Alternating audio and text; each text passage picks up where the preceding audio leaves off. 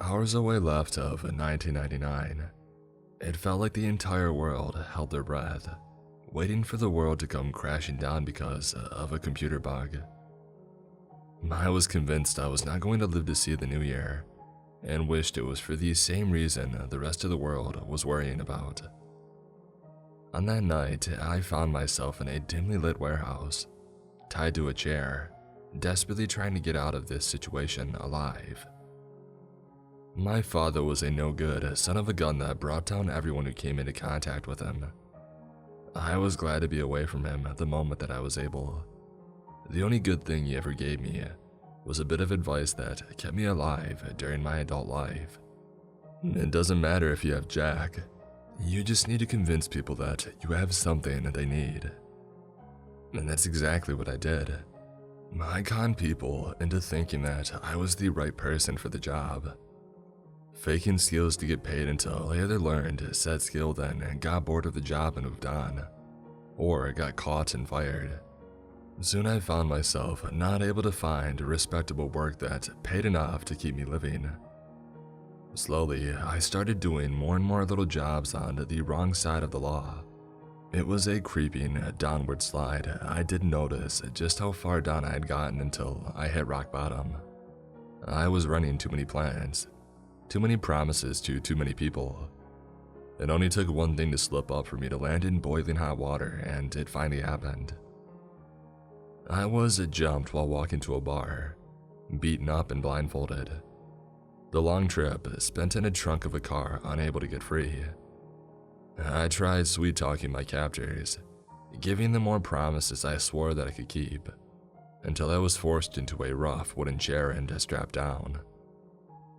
The moment the blindfold came off, I knew that I wasn't going to leave that building in one piece. I have many bosses, but the man before me was the toughest and meanest of the bunch. My sweet-talking skills may have gotten me the job at first, but it was not good enough of a skill to get me out of the mess that I was in.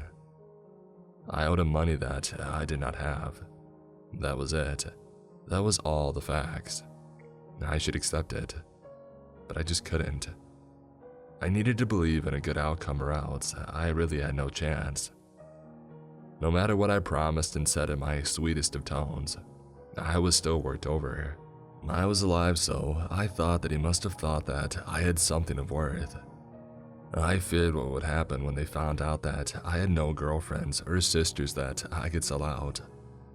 No hidden money or a crappy car to my name. I didn't even own my own fridge. If I ever moved out from my apartment, it would stay with my penny-pinching landlord. The only way they could make money off me was to sell my organs. My blood type was a rare universal kind that meant anyone could use it for transfusions. In my darker times, I sold my blood to get by, and that's how I knew. I wondered if that meant my organs could be used by more people, and therefore be worth more. I didn't want to find out.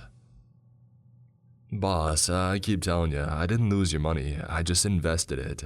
If you give me till the end of the month, I'll get it back in triple. If you off me tonight, you'll really be getting nothing. I said as coolly as someone who was strapped to a chair with a broken nose and a broken set of fingers could speak. That massive man of pure intimidating muscle did not look moved by my offer. Even with all the pain that I was in, I felt annoyed. Are you going to kill me or not? Doing this isn't going to get your money back, so just let me go or be done with it. I don't think he's worth the time. We should just feed him to that thing and be done with it. One of the grunts said, looking at me in disgust. What thing? I knew the boss that I made the foolish mistake of borrowing money from like cats. Big cats. No one knew the number of illegal black market pets that he owned. He liked them scattered throughout the country for safekeeping. Honestly, being eaten by a lion or a tiger was almost neat enough of a way to be killed that I almost didn't mind. Almost. The boss looked over at the man who suggested it, and then back at me deciding on my worth. Triple! I stammered out, but deep down I knew what my future held. Yeah, I'm done with him. Bring that thing in and make sure there isn't a mess left behind, the boss said, giving a wave and walking away completely, ignoring me and begging for him to just stay and listen. I was frantic, almost out of my mind from fear. I started talking to the two men who stayed behind while the third went off to get whatever beast that was about to make me a nice dinner. Come on, don't do this. I wasn't kidding about the money. If I can get this much in just a few days, just think of how much I can get in the future. You won't need to work for the boss anymore. Think about it right.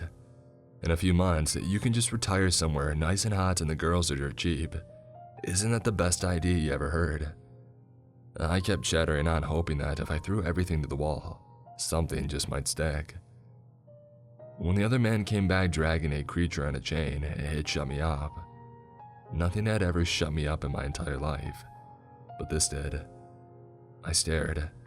My body turned to ice and mouth was open in mid-word at the monster that had been literally dragged into the light. It was double the size as the lion I expected to see, dark and, strangely enough, flickering. It walked on all fours, massive claws leaving deep tears in the solid concrete. The chains around its neck looked perfectly real and solid, but this thing just kept going in and out of focus, like I was never meant to see it. As if those chains not only were dragging it along towards me, but also dragging it into our world. It fought hard against the chains that left a deep wound where they touched its skin. The beast let out a loud roar of protest, but that too sounded unreal and out of focus. It had a mane of dark fur that at some point must have been a proud feature of glossy black, but now it was just matted and dull. A sheet was over the top of its head, leaving only a snout of jagged teeth exposed. Seeing the countless scars etched into the poor thing's body, I felt as if we were both in the same boat, caught and tortured by these things. After seeing it, I was still afraid of whatever supernatural creature that had just been dragged in front of me, but I also felt sorry for it. I wanted to do something, anything to help it even though I was not in the position to do so. Come on, you overrated mute, behave. We have a nice snack for you. Eat him and you can go back to your cage. The man grunted, trying to drag the thing even closer. With a quick jerk of its head, the beast tore the chain from the man's hands for a few seconds. The other two ran in and helped him get the monster under control. It shrieked again, just wanting to be free of them. One peeled away to grab my chair from behind to drag me closer. The chair legs made a horrible sound across the ground, like nails on a chalkboard. I tried making it difficult for him, but in the end, I couldn't do a dang thing as my chair was placed within reach of the dark monster. The monster stopped struggling when I got closer. It could smell my blood and I knew it. Its nose got right up close, nearly touching me as I felt hot puffs of air ruffle my hair. I expected it to smell horrible, but oddly enough it smelled almost minty. It would only take one bite to end me. I really hoped that my head got taken off first and not my legs to suffer through being eaten alive. Suddenly, the idea of being chomped down by some powerful animal didn't feel like a neat way to go out at all. It just felt like the end. Drips of drool came from its mouth and dropped onto my jeans, soaking them through. It made my skin crawl. I tried backing up the chair only to see a man was holding it in place. Come on now, eat him. That's an order. Those words made the monster tense. Before, it just looked curious about me, but now, it looked like a cat ready to pounce. It now had orders and it needed to obey them. I was hoping that wet feeling was because it drooled on me and not because I had peed myself seeing the sudden change. I was so out of my mind in fear that I didn't even stop and think what the heck this thing even was. A crushing force came down on each of my arms as I was strapped to the chair, as the beast placed huge claws on them to stand up. Those countless teeth just above my head and jaw opening, ready to take one massive bite. In my last moments, I wanted to pray but couldn't find any kind of thoughts in my head. I took a large inhale, waiting for death to come. To my shock, I didn't get my head torn off. Instead, the monster turned that deadly set of teeth on the man holding my chair from behind. The dark fur covered my vision. I only guessed he had gotten his head bitten off instead of myself, when screams of surprise and fear came from the other men. a flurry of motion started. The beast was dragged back, the claws digging into the flesh on my arms, leaving cuts, but also snapping the restraints that were keeping me down. My body moved before my mind did. My bleeding arm shot down trying to get my legs free, as I kept darting my head up to see the other two men trying to get control of the monster. One pulled a gun from who knows where and started shooting. The monster took some hits but darted away, so the one holding the chains received some friendly fire. The man collapsed and the dark creature was free. It thrashed, slamming into wooden boxes surrounding us. Packing peanuts, coffee grounds, and what I guessed to be bundles of drugs poured out. I really didn't care. I just had to get the heck out of there. These straps on my legs felt nearly impossible to undo. Because of the noise, more people came rushing in, trying to first catch the monster. Soon, they knew that it wasn't possible and they started to shoot at it. The entire scene was chaos and I was trapped in the middle of it. The gunshots going off were deafening. I'm sure the monster was making noise of its own, but I couldn't hear anything beyond the gunfire ringing in my ear. Men were getting ripped apart while they tried shooting that creature down. Wooden crates exploded into pieces, flying around almost as dangerous as the bullets. It was a miracle that I wasn't shot when I was just sitting out in the open trying to get free. Another miracle happened. I got my legs out of the straps and started to try and run off into a direction away from the bullets and the beast. But my luck ended there. I started running on unsteady feet towards a tower of crates to hide behind. A man turned the corner into the fight, knocking me right over. He was middle-aged with white hair and he had no weapon. I was so pissed that he kept me from escaping. I burned the image of his face into my mind as I fell. And then the beast came closer to me. It was only a few feet away, but that meant bullets in my direction. What came next made it feel like everything just froze. I was glued to the ground, on my back, looking in the direction of the monster. The man with the white hair had his arm outstretched, with a look of concern and worry on his face. The monster had its head turned to look at something that was just tossed towards it. I didn't hear the explosion from my ears already being shot, but I felt the shockwave in my head hit against the concrete floor so hard that it knocked me out. There was no way to know how long that I was out from it. A few seconds or a few minutes. My ears rang and my body was so stiff. I couldn't move, so I just tried looking around to see what had just happened. Debris from the small explosion were scattered around. The overhead light flickered, making it hard to see clearly. For how much my head hurt, I was thankful for the brief stints of darkness.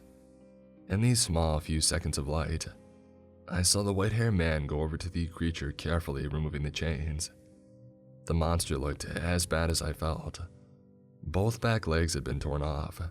Countless injuries and bullet holes marred the dark fur. Even as I was on the ground, unable to move my head and body, with my head pounding, I felt bad for the thing. Whatever it was, it didn't feel right. It was harmed so badly and most likely going to die. "Don't move, I'll do what I can." I was shocked to hear the man's voice.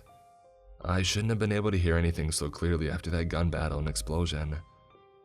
As much as I disliked him from knocking me over and causing me to get caught up in the shockwave, I had to admit, he sounded like a nice person. He sounded so worried, as if he was talking to an old friend. "Do not bother with me, my king. This was my mistake. Wash your hands of this." That monster spoke. Tears came to my eyes. I couldn't stop them. That terrifying yet injured creature almost sounded like a hurt child trying to act brave.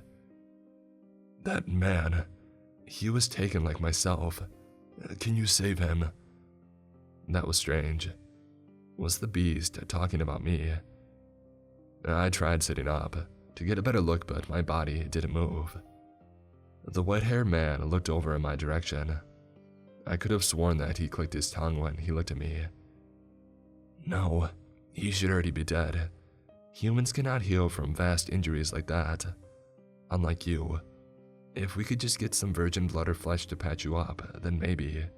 The man trailed off, sounding as if his hope for the dark creature living was fading. when he saw just how badly it was hurt. I didn't want to think about what he had just said about me, how I had less hope than the beast before me. Using every ounce of willpower that I had, I looked down at myself. He was right. I really should have been dead already. My legs twisted and broken, arm torn off and chest full of bleeding and ragged holes. How in the heck was I still awake? I tore my eyes away from my broken body and looked over at the two in front of me. I really wasn't going to make it out alive, but I could still do something. I tried speaking, only to cough and nearly choke on my own blood. I couldn't speak. Maybe they could sense it though. The embarrassing fact that after living a life of crime, I was still untouched in a sense. If they needed virgin blood, they could take mine. You can laugh at the idea of me being so old-fashioned of saving myself for marriage. The thing I discovered about my life early on is almost everything is out of my control. I was never going to live an easy life born the way that I was, into the family that I was raised in. No matter how hard I tried, my type never got anywhere in life. It was all beyond my control. So I was so desperate trying to find things about myself that were entirely up to my own decisions. Not sleeping around was one of them. If you want it, take it. I thought, hoping they could hear me the same way that I could hear them. I felt cold. My eyelids were fluttering shut, no matter how hard I tried keeping them open. Dang, I wish I wasn't so damn cold at the end. That was it. I was going to die because I listened to my father's advice on life. He never really did leave me anything worthwhile now, did he? I let myself be overtaken by endless darkness, expecting to never wake up again. But for some reason, I did wake up. I had to be dreaming. My body felt stiff but whole. I didn't know where I was. I didn't recognize the room in the slightest. A hospital room would make sense, not a high-end penthouse bedroom. I didn't move for the longest time, trying to understand what the hell happened. Did I dream the entire thing? That must be it. There was no way that I could have survived those injuries. And yet, it felt too real to just be a dream. Sitting up in the bed, I looked down to see that I was dressed in very silky and very expensive sleepwear. I could save for a year and still not be able to afford these. Lifting the shirt up, I inspected my body for scars or medical treatments. A lamp was on my bedside, giving me enough light to see by. Looking down, I didn't think this could be my body. I was never fat because I could never afford to eat, but I never had a six-pack before. Alright, it might not have been a six-pack, but it was way more toned than what my skinny body was before. I stared at it, and then noticed my nails. Each long and pointed like those ugly things women pay to have. I had to see my face, just to make sure that I was still myself. Stumbling out of bed, I slowly made my way over to the bathroom on the other side of the vast, plush room. Flicking the light on, I gave myself a good look over. My face looked the same, just healthy as if I was getting the right amount of sleep and eating good meals. I've never looked like this. My hair was dyed a dark black instead of a mousy brown color that I hated, and my eyes looked more golden than the brown that matched my hair in the past. Aside from the eye and hair color change, I looked about the same. A noise from inside the penthouse made me nearly scream. I jumped, crashing into the sink behind me. I couldn't find a weapon. Whatever was going on, I had to get the heck out of here. Someone else was here and I didn't want to stay and find out who. Creeping along the place felt like a castle. I shuddered to think of how much just renting it for a month would cost. Even with all my efforts going into not being spotted, a man that I recognized came peeking out from the kitchen, as I tried to make it as far away from this place as I could. "Mason, I made you coffee and I can order some food. Go sit down," the white-haired man from before said to me. My knee-jerk reaction was to book it. This man knew my real name, not the false ones that I've been using for years. I wanted to tell him to stuff it and that I was leaving. "You really shouldn't have." My voice spoke, but I wasn't in control of it. Nor was I controlling my body when it obeyed the man and sat on a couch in the living area. On the inside, I was screaming, all sorts of protest, trying to make myself move. But on the outside, I was acting like a good little boy, sitting and waiting. Finally, the man sat down, setting a tray with 2 cups of sugar and cream in front of us, on a small polished wooden table. I could finally move, but I needed answers, and I stayed sitting. "Who the heck are you, and what is going on?" I asked, voice cracking from the stress. Instead of being annoyed by my outburst, he just sat back into the couch, looked cool and amused. I hated him in that moment. "I think you know the answer to the first question," he said with a smile that got on my nerves. "Sir, I have no idea what you're talking about." "Wait, sir, I never call people sir. Not unless I was busting at the sweet talk. I didn't like this man in the slightest, so what did I give him an ounce of respect?" "What year is it?" he asked, and I frowned. 2000, I think. What does that have to do with anything? How does time fly? The last time Fex encountered me, I was much different. Went by a horrible name, too. It was a strange feeling. I somehow knew what he was talking about, and yet not at the same time. It was too frustrating. Liren, like glaring. That was your name before, but how would I know that if I don't know who you are? And who the heck is Fex? My head started to pound as it felt like facts were shifting, getting shuffled in my mind. Fex is the beast you allow to possess your body. That is how you know of me. He didn't move, only gave me another smile, trying to show off his handsome features, while my body felt like it had turned into ice. I shot up suddenly, feeling like something was behind me. What stared back at me was that creature in the warehouse.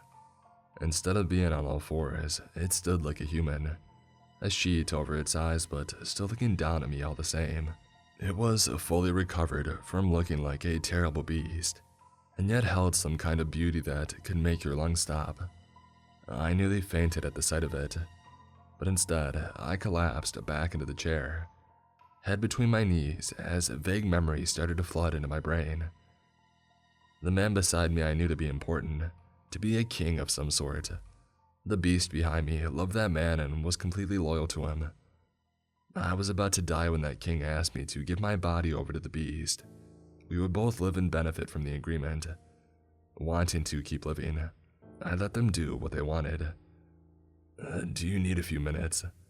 "No, I just need a straightforward answer," I said, not raising my head. "All right then. For who I am, I go by Silverman. I am the king of all the creatures of the dark. I was able to try and save Fex from those humans, and you saw how that turned out. Sadly enough, if rules are being followed, there isn't much that I can do. They knew enough of Fex's true name to capture and control them. I wanted to do more, but rules are rules." Silverman sounded a bit distanced and paused for a few seconds to collect himself. "Fex was about to die, and he could have just eaten you and lived, but this beast is far too kind on humans. Instead, he let you take him into yourself. In a way, you are now a half-demon. I suppose that's a term for it. You shall not age, and it's nearly impossible to kill you. Because half-breeds do not have true names, they do not have that weakness and cannot be killed or controlled by it. Fex, he only wanted to kill the humans who captured him. And now that it's done, he has nothing else to live for, and he gave up himself so that you may also live." I sat up looking behind me, trying to see the monster that had saved my life. He was invisible, but I felt like he was still there. He would always be there. "Wait, when did he kill those people? And isn't there, like, a way to split us back apart?" Silverman gave my questions a wave of his hand, as if I should know the answers already. "No. Once you two are together, you shall always be one.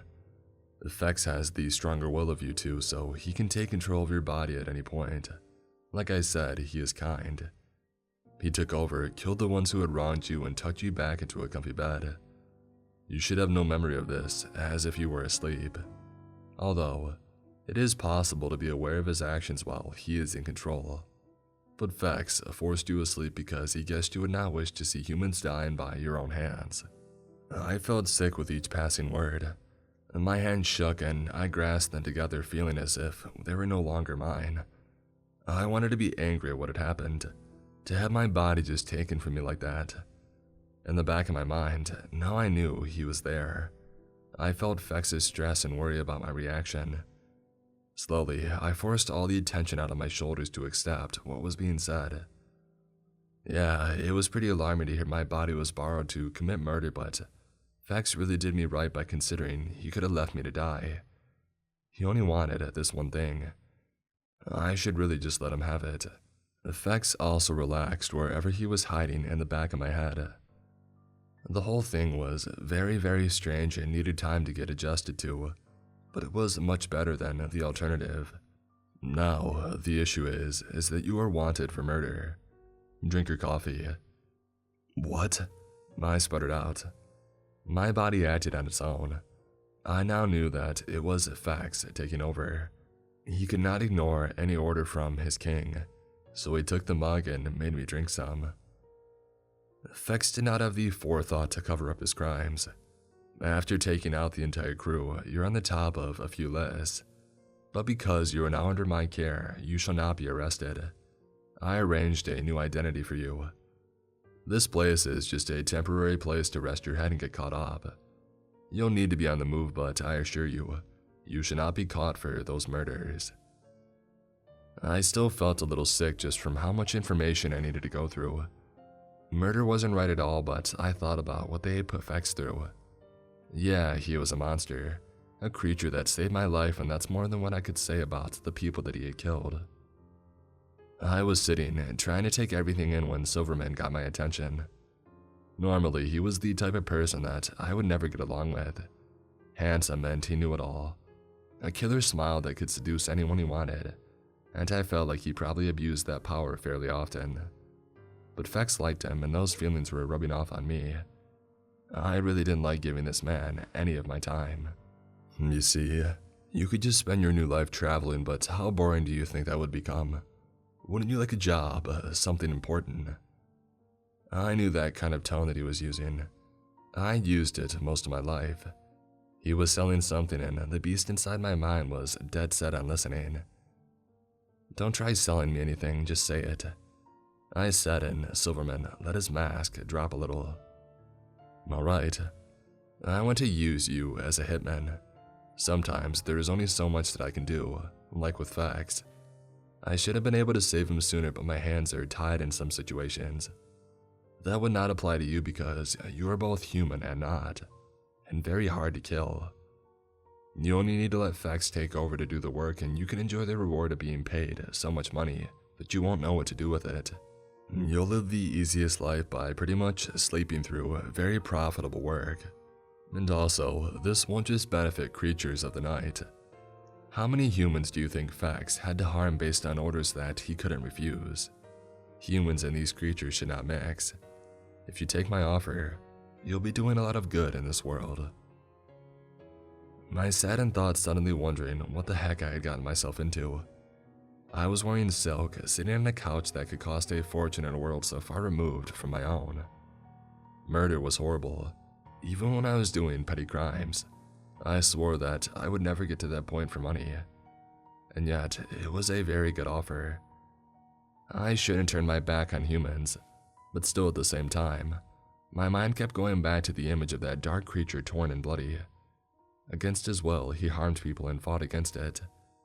Fex killed the ones responsible so that they could never do it again. The real beasts were the ones who had caught him in the first place. What made me slowly start to nod my head was the idea of there being more Fexes out there. More creatures being used by evil for profit, and who knows what else. Alright, I said with a final nod. I felt even more sure of my choice as the seconds passed. I'll take the job. Silverman was right. Time does fly. That night was so long ago, and so many things have happened since. I do have more stories to tell based on what my job brought, but for now, just how I became what I am. Some memories I don't want to bring back up just yet. Right now, I simply want to think about the worst, yet best night of my life.